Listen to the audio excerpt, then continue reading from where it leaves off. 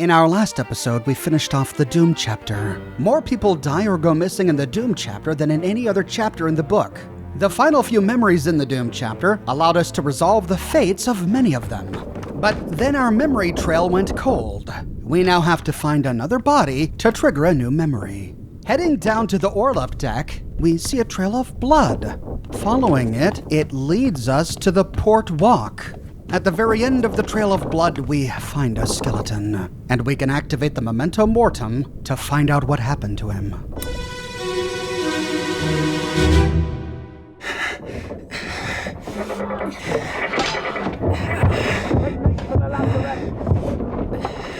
Secure the hold!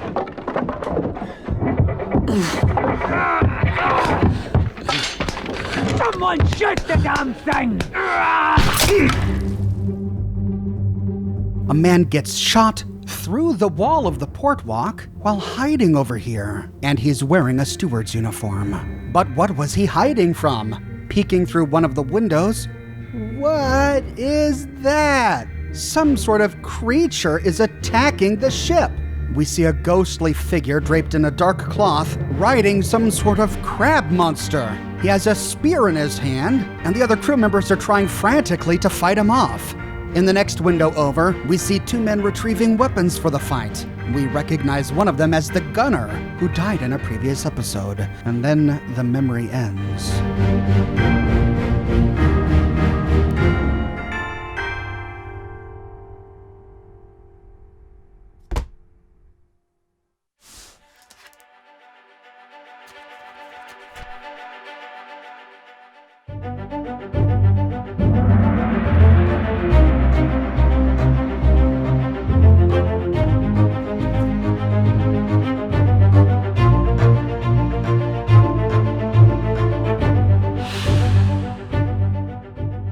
Chapter 6, Soldiers of the Sea, Part 7, in the port walk. We can identify this guy, but it's a very difficult deduction. So first, let's back out of the book and re-examine the scene. The two men here are in the gunner's store retrieving weapons, one of whom we know, Christian Wolf, the gunner. This will help us to identify the other man in this room. Peeking through the next window, we again see the creature. We see a number of people fighting him, but it's hard to pick them out. One man wearing a turban appears to be swinging a sword. In the next window, we see him more clearly, and we get a better look at his sword. But is the man wielding the sword really wearing a turban? We need a closer look. And on the other side of the monster, we see a bald man shooting it with a rifle. And following the bullet trail, we see that this is the bullet that killed the man in the steward's uniform on the other side of this wall. He accidentally killed him. In the next window, we see the bosun, Alfred Kleistel, taking aim at the beast, but the man wielding the sword is being blocked by a pillar. In the next window, he's not obscured, but we still can't get close enough to identify him. The next window over is blocked, as is the next one. But through the next one, we see someone standing on what appears to be the body of one of these large creatures, clutching a sword impaled in it. In the next window over, oh no, we see the butcher. And what's this? There are spikes sticking out of the wall. Is he pinned to it? Nearby, we see the Dr. Henry Evans. And from this angle, we can see two people sitting on the body of the dead beast. In the final window, we see a man hiding. A man whose fate we discovered in our last video, but whose identity still remains a mystery. Now, to identify these guys, we see that the room that he is hiding in is the purser's office. And heading to the opposite end of the port walk, we see that the room where the two men are getting weapons from is the gunner's store. One of the men inside we recognize as the gunner Christian Wolf, which must mean that the man helping him has got to be the gunner's mate. Opening up our manifest, we see that the gunner's mate is Oles Waiter from Poland. We recall that he had his head blown off in the mutiny scene, but we still haven't identified his attacker, so we don't have a fate just yet. But we also remember that Otis here killed the man who overheard the mutiny conversation. It was Thomas Lanky, the midshipman, who was hiding on the other side of that wall. Now that we've identified Otis, we can finally seal the fate of Thomas Lanky. He was knifed by the gunner's mate, Oles Waiter. Well done. 3 more fates correct.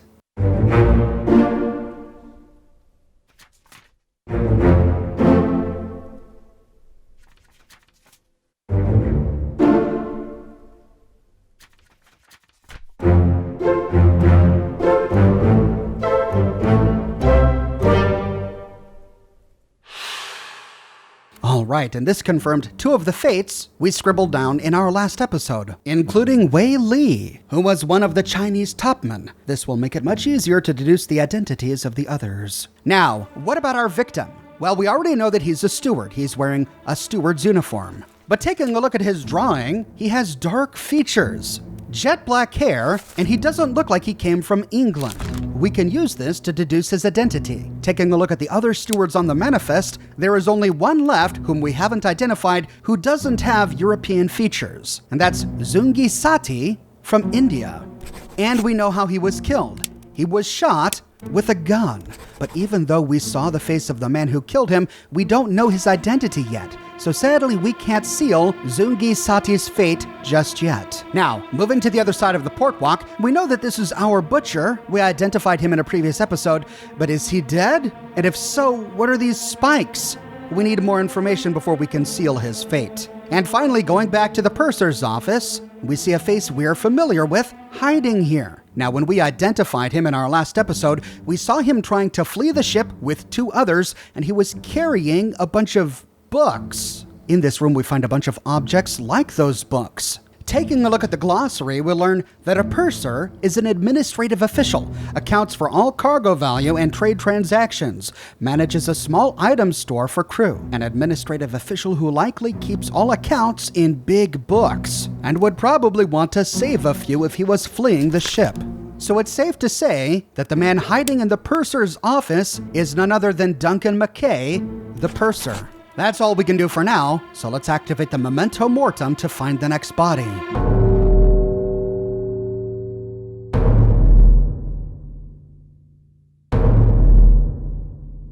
And sure enough, it's the corpse of our butcher.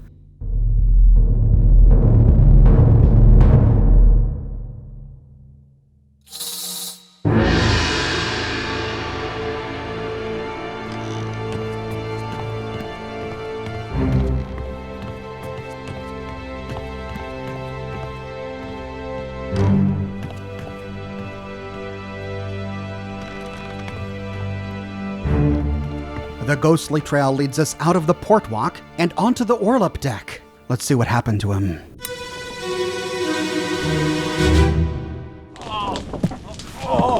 I've got you. Don't move. I'll get you down.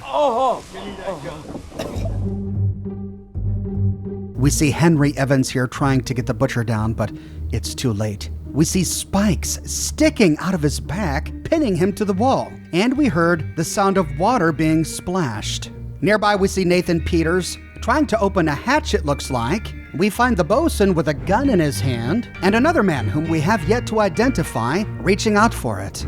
Turning around, we see the body of one of our midshipmen, lying on the corpse of one of these beasts. A man nearby is pouring water on it. And in the corner, we find another midshipman, looking battle-weary.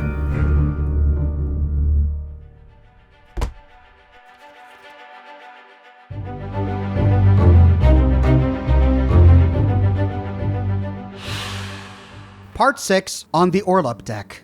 The fate of our butcher, Emil O'Farrell, is apparent. The spikes pinning his body to the wall didn't come from a human. Therefore, we can say that he was spiked by a terrible beast. Now to examine the scene more closely, our battle-weary man is Midshipman Thomas Lanky. The body on the creature is another midshipman, and the man pouring water is the third and final midshipman.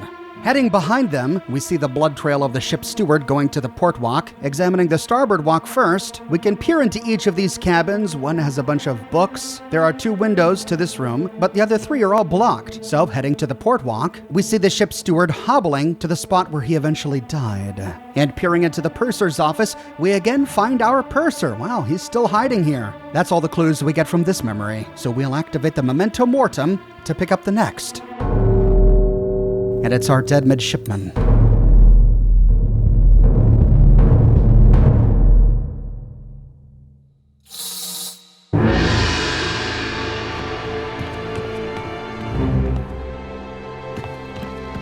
Oh, and it takes us around, okay.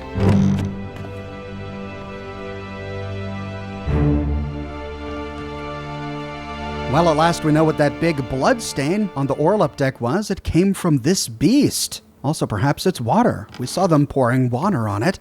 I wonder why.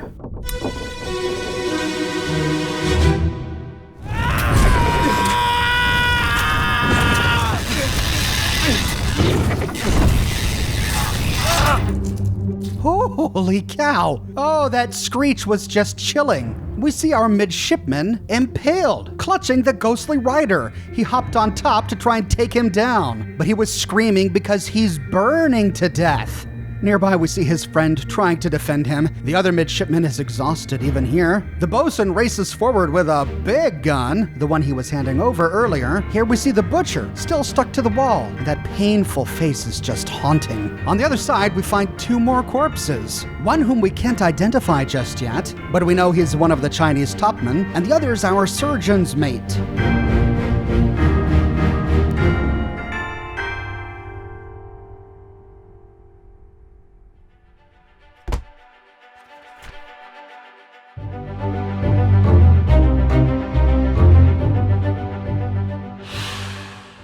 Part 5 on the orlop deck. We already identified our midshipman through a process of elimination. This is Charles Hirschtick. And now we know how he died, though we don't know why. He, along with the beast, was burned to death. Well done. 3 more fates correct.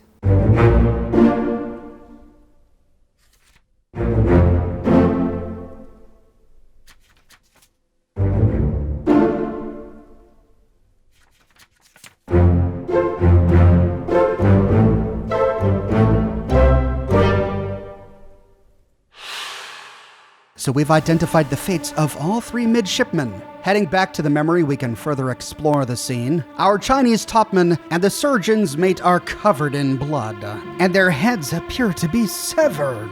We see weapons lying on the ground, and the bald man who accidentally killed the ship's steward in our first memory is leveling his weapon at something in the darkness. Next to him is the first mate, also pointing a weapon off into the dark, and we see a spike embedded in one of the walls, which likely came from the beast itself. This event likely happened during the day. None of the hammocks are hanging out, so we don't find any numbers. And heading towards the port walk, we see the ship's steward, already wounded with a spike sticking out of him, crawling for safety. Heading to the port walk, we can again examine Emil. That face is just awful. And the purser is still in the purser's office, hiding against the door. What a coward. But here we get a better shot of many of the books and goods that were kept in the purser's office. Heading back out to the orlop deck, we see Henry Evans with a sword. He's a doctor, at least he was trying to fight. And coming down from the gun deck, we find an unidentified man and Nathan Peters racing down to help. That's it for this memory. So activating the memento mortem, we can move on to the next.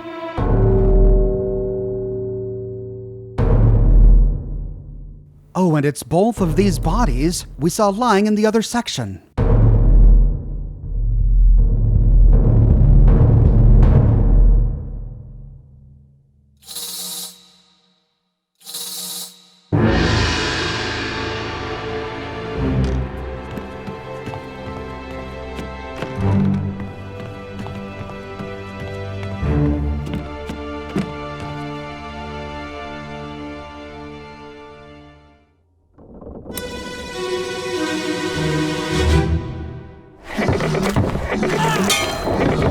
We're no use!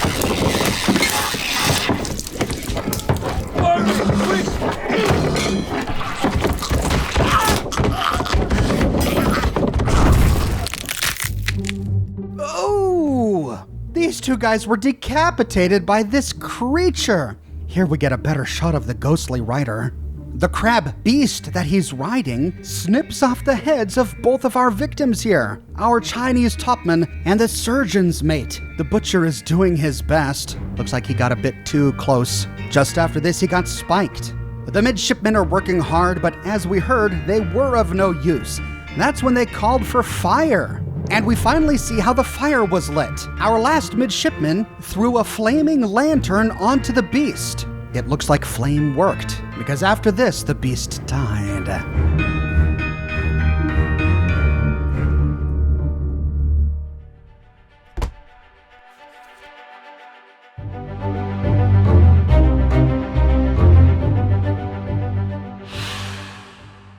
Chapter 6, Soldiers of the Sea, Part 4. We've already identified the surgeon's mate, James Wallace. Now we can record his fate. He was decapitated by a beast.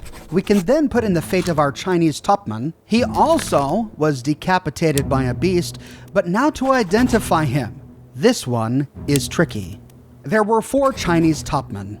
In our last episode, we identified Wei Li because at that time he was the only Chinese topman left, so we simply matched up his hammock number with his face. That leaves 3 unaccounted for. Number 38, Wang Li, 39, Ji Zhang, and 40, Li Hong.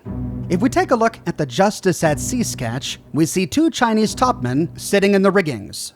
One is wearing shoes that end at his ankle. They cover his whole foot, but end at his ankle. The other is wearing a very different kind of shoes. These almost look like slippers. They cover his toes and heel, but they expose his ankle.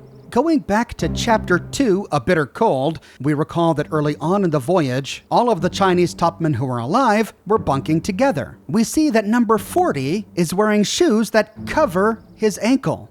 We already identified 41 as Wei Li, and we see that the feet sticking out of hammock 38 are wearing shoes that cover the toes and heel, but not the ankle. If we take a look at the Chinese topman victim in this scene, we see that he's wearing white shoes and that his legs are almost black, as if they were tattooed, or he's wearing strange leggings. But neither of the men sitting in the riggings during the Justice at Sea sketch have darkened legs like these. So to make these identities, we simply match up the shoes. The one wearing shoes up to his ankle in the Justice at Sea sketch must be number 40. And taking a look at the manifest, we see that number 40 is Li Hong. So we can go ahead and identify him. Then, the one wearing shoes that expose his ankle in the Justice at Sea sketch matches up to hammock 38. And taking a look at our crew manifest, we see that number 38 is Huang Li. This leaves only 1 Chinese topman left to identify.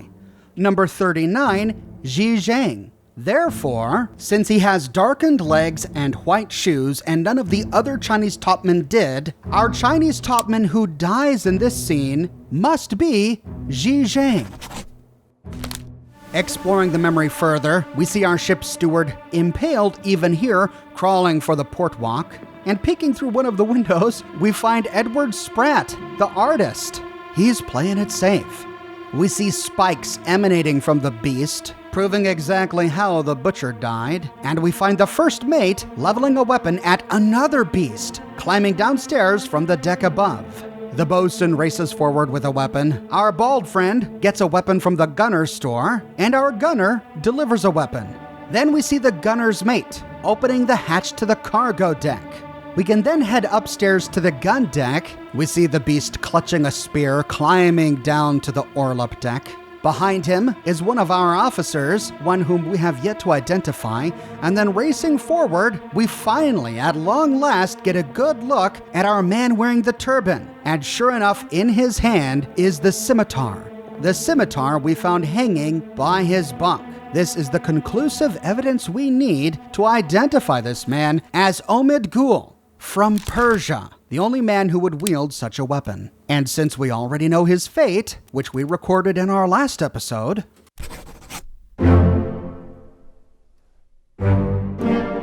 well done, 3 more fates correct.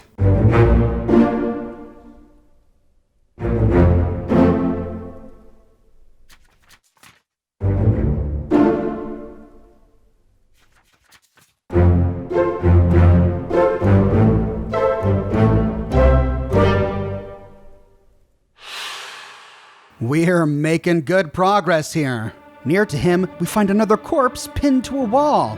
Who is this guy? We haven't seen much of him yet. And then turning a corner, we find a man with a spike stuck in his shoulder. He's being tended to by Nathan Peters. Looks like it wasn't a lethal blow, though. That's it for the gun deck. So when ready, we can again activate the memento mortem.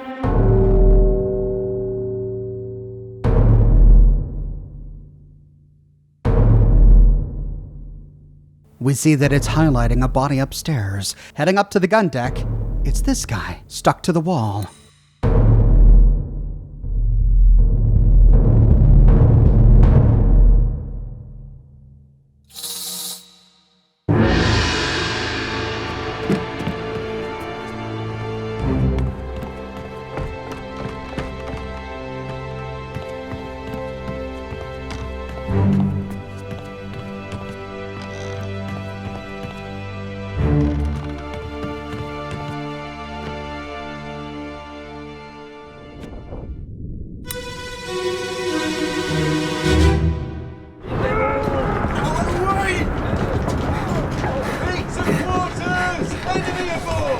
What's going on? Stay back! It's already done with the neck. Hey! Come on, boss! No, get down! Hey! Cat! Oh! The beast makes it down to the gun deck and launches these spikes at our friend here. Our friend, with an enormous amount of bravado, says, "Hey, catch," and throws an axe at the beast. The man next to him, with an American accent, says, "No, get down," before being spiked himself in the shoulder. We see Nathan Peters hiding behind a wall. He's the one that said, "Stay back, it's already done for Nick." Behind the creature, we find Lars Linde on the ground. And nearby, we find our hapless and apparently ineffectual officer. Whenever we find him, he doesn't really seem to be doing much. Then, hiding nearby, we find a young man in a steward's outfit. Could this be the steward of our hapless officer? We'll have to remember this for later. Heading topside, we see the second beast moving towards the hatch, and then the memory fades.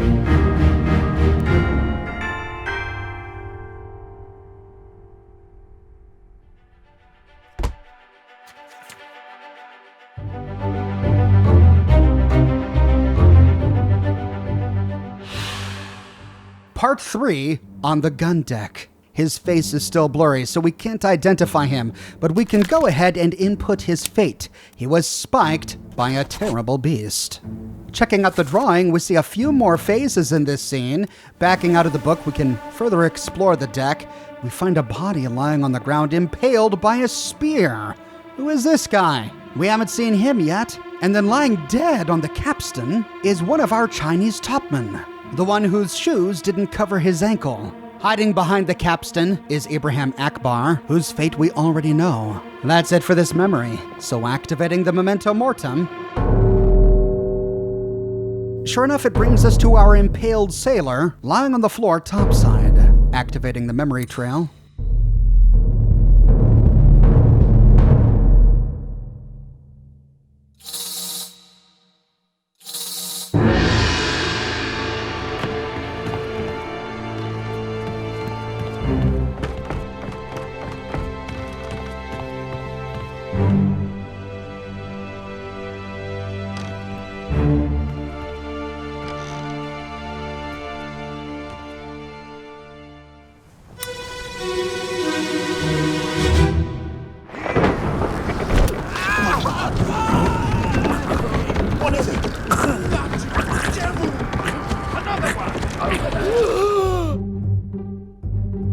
Oh, and the creature skewered him with a spear. He just stuck him and then lifted him into the air. Here we find the seamen being interrupted from their work. Lars Linde, seaman. Peters, seaman. Abraham Akbar, seaman. George Shirley, seaman. Henry Brennan, seaman. And then this guy, whose identity we don't know, but he must be a seaman. Then nearby we find our bald fellow. He has his hand on a nearby crate, watching the second beast climb aboard, and the ghostly figure riding the second creature waves a spear into the sky. Then, looking up, oh!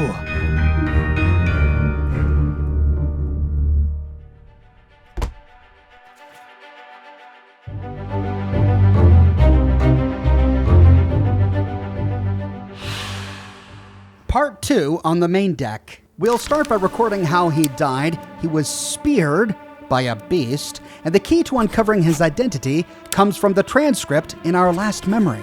In the last memory, we learned that the creatures already got Nick. Stay back! It's already done with the neck. Well, seeing as how this guy just got speared through, this must be the Nick being referred to in the transcript. And he was in the riggings when he was speared, which means he must have been a topman. So we're looking for a Nick, whom we haven't identified yet, who was also a topman. And the only one on the manifest that we find is Nicholas Botterill. When done exploring the scene, we can activate the memento mortem to explore the next memory. And it's this guy, falling from the riggings.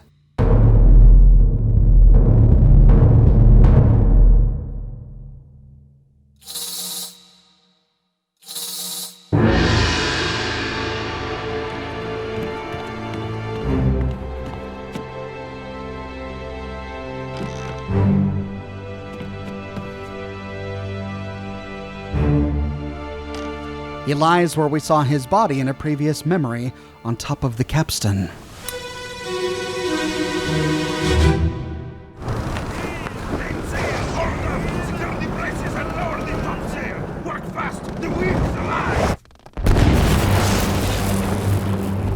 A bolt of lightning electrocutes this man. What a cool scene. We're in the riggings. He was simply hard at work when nature killed him. Heading up, we see more of the top men working in the riggings, including Maba and Wei Li and Ji Zhang, Leonid Volkov, and this guy, whose face is now unblurred.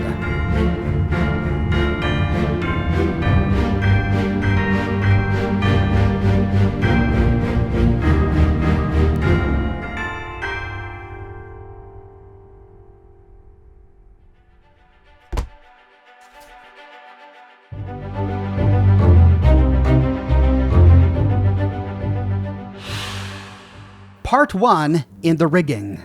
Before we make any identifications, let's take a better look at the scene. We see Omid Gul clinging to one of the sails, and then looking down, we see the seamen hard at work. We get our first glimpse of one of the beasts about to climb on board. Even though the majority of this scene takes place in the riggings, let's start by focusing on what's taking place on the deck. And of note, the seamen below are being directed by this guy standing by the box, whom we know from the last memory was the bald guy with the striped shirt who accidentally killed the ship's steward. Now that we see him at work, and we know what his job is, we can properly identify him. We learned in a previous episode that the bosun managed operations on the ship, but the bosun had a bosun's mate. So when the bosun was unavailable, the mate would take over those duties.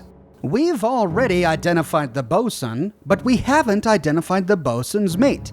Here we find the bald man in the striped shirt directing operations on the deck, acting like the bosun. And we can go back in time to remember the other scenes where we've seen him.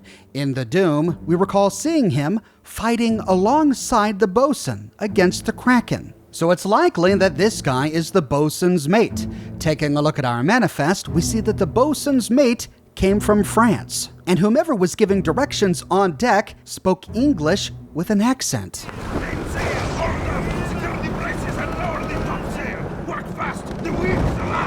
Finally, we can recall the bosun's final words. In Chapter 9, The Escape Part 1, we heard Alfred Kleistel ask what happened to his Frenchman. Is this good? Where is my Frenchman? Alfred Kleistel was the bosun. His Frenchman must be the bosun's mate, and the bosun's mate came from France. All of this gives us the evidence we need to deduce that the bald-headed man in the striped shirt is none other than Charles Minor, the bosun's mate.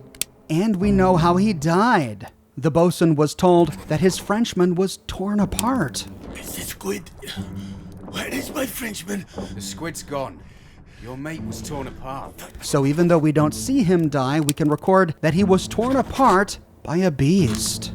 Now that we've identified the bald man, we can finally jot down the fate of the ship's steward. Remember, in the first memory we explored, we saw him being shot through the wall of the portwalk by the bald man. So we can record his death as being shot by Charles Minor, the bosun's mate.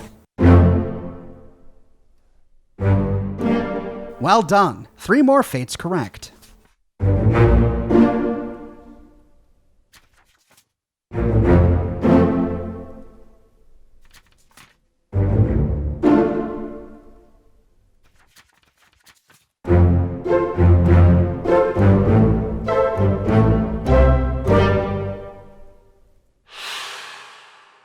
Now that we've identified the man directing the seamen, let's focus on the seamen themselves. Here we find the seamen, whom we got a close-up look at in our last memory, working together. So many seamen together in one scene helps us to deduce the identity of another seaman. There were 15 seamen aboard the Obra Dinn, most of whom we've already identified. We find this guy, whom we have yet to identify, working alongside all the other seamen, so we know he's a seaman. But we also remember him. He, along with the purser and Nathan Peters, were getting into the boat, preparing to abandon ship in the Doom Part 1, when Nathan killed Lars Linde. At that time, we heard him speak. He said, "It wasn't his fault. I saw the whole thing." It wasn't his fault. I saw the whole thing. Nice. He spoke with an English accent. Then heading to Chapter 7, The Doom, Part 2, if we examine the hammocks, we see that there are only a few seamen left alive. 48, Nathan Peters, we've already identified him. 49, Lars Linde, we've already identified him. 56, Henry Brennan, we've already identified him. And then 57, Alexander Booth. We haven't yet identified him. This man, whom we now know as a seaman, was alive at the time of Chapter 7, The Doom, and the only seaman who we have yet to identify who was also alive at that time is number 57, Alexander Booth, which means that now we can positively identify this man as number 57, Alexander Booth. And since we already know how he died, his rowboat was capsized by the Kraken and he was drowned at sea, we record his fate. Next, we can record the fate of the man who died this scene. We already identified him by his shoes as being Wang Li, a Chinese topman, and we can record that he was electrocuted to death. At this point, we've identified most of the topmen. There was one man in the riggings whom we've seen before, but whom we have yet to identify. He was one of the captain's attackers we saw in our very first episode. He was killed by the captain. We recorded his death back then. But now, we can go through the manifest, and we discover that the only topman left to be identified is Lewis Walker. So since he was in the riggings, he must be a topman, and therefore he must be Lewis Walker.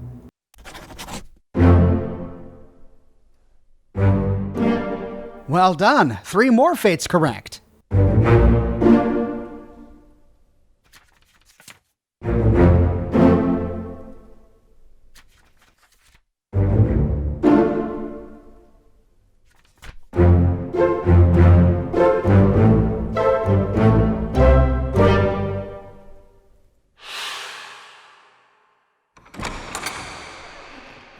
With that, the door opens up behind us, and after giving the scene one final look, we can exit back to the present. But this doesn't finish the Soldiers at Sea chapter. To do so, we have to find another body. We now find that the cargo deck is open to us. So heading downstairs, we can explore the cargo deck. Turning around, we see a number of doors. Opening the door to the left, we see flies on a barrel. Why are there flies coming out of this barrel?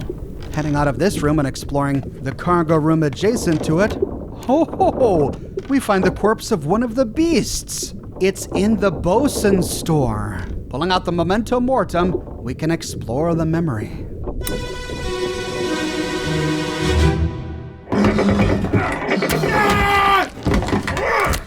Is that all?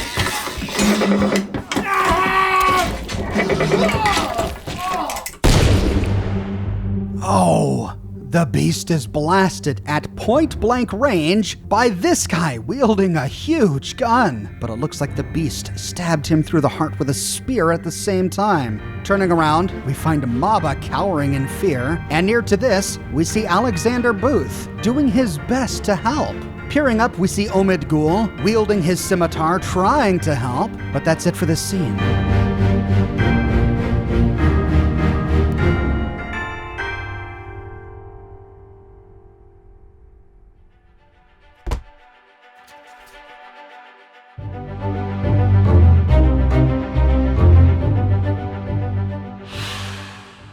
Part 8. A hideous monster perished simultaneously with a brave but unfortunate soul. His face is still blurry, so we can't identify him, but we can at least record how he died.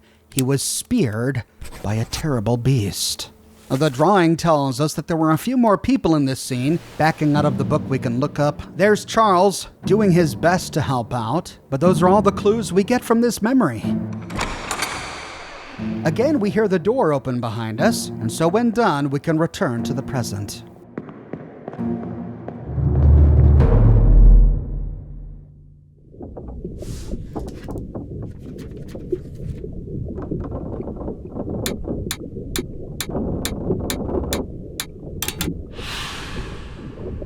Chapter 6, Soldiers of the Sea.